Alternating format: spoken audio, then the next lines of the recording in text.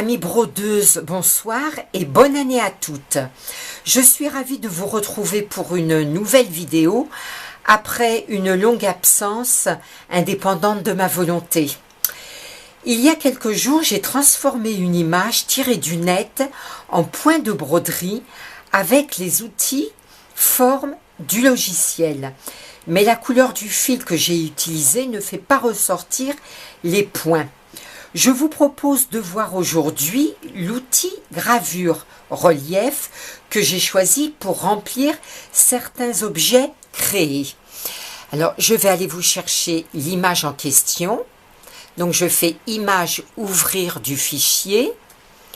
Mon image est ici. C'est une poupée. Donc, que j'ai transformé en point de broderie. À droite, c'est la couleur rouge que j'ai choisie. On ne distingue pas correctement les détails. Par contre, ici, sur ce motif de couleur plus claire, vous pouvez voir sur l'encolure et sur les manches qu'il y a des points en relief. Eh bien, c'est ce que je vous souhaite de découvrir aujourd'hui. C'est-à-dire créer une forme gravée ou en relief sur un fond brodé. Ici, je vais effacer l'image,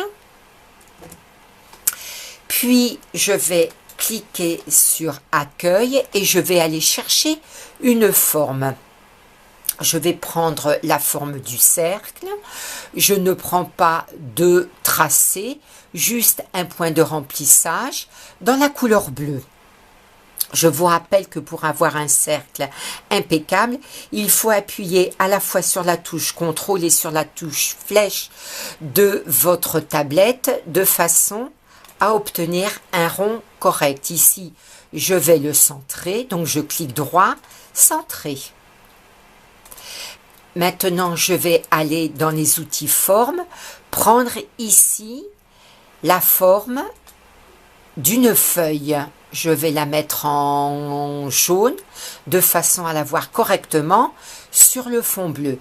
Je tire ma forme, puis je vais la dupliquer une fois, puis une autre fois, de façon à avoir trois formes identiques.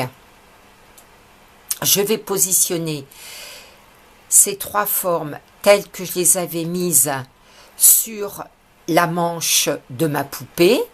Voici mes trois formes. Si je sélectionne mes trois formes, j'appuie sur la touche CTRL, 2, 3, puis je sélectionne le fond. Je vais ici dans relief gravure. Vous voyez qu'ici, je n'ai pas accès à la gravure ou au relief.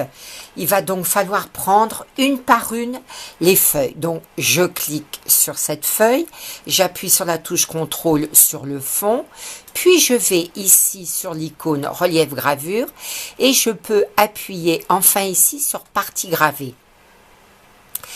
Ma feuille est gravée. Elle a pris la couleur bleue. Vous voyez qu'en rapprochant mon appareil photo de mon cercle, on devine la partie gravée. Maintenant, je vais prendre la deuxième forme. Je la sélectionne, j'appuie sur la touche CTRL. Je vais chercher le fond bleu. Je vais cette fois-ci prendre partie en relief. Et vous devinez bien cette fois-ci la partie en relief. Je vais faire exactement la même chose sur la troisième feuille.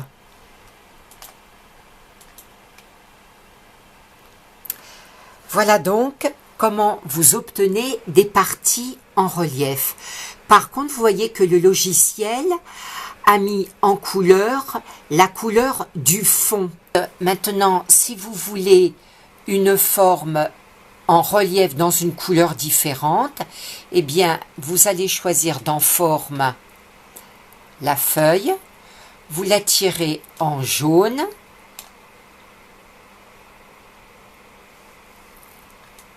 Voilà, je vais la mettre dans ce sens.